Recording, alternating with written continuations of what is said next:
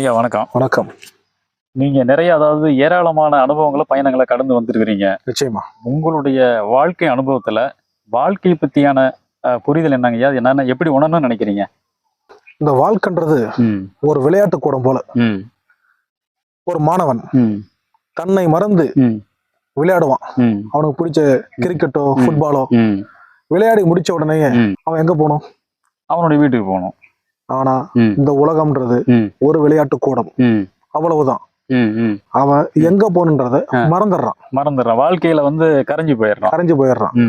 தன்னுடைய குடும்பத்தை விட்டுட்டு தான் இங்க வந்திருக்கோம்ன்ற அவன் மறந்துடுறான். தன்னை மறந்து விளையாடும் போது தன்னுடைய வீட்டுக்கு போறதுக்கான சொந்த வீட்டுக்கு போறது மறந்துடுறான்.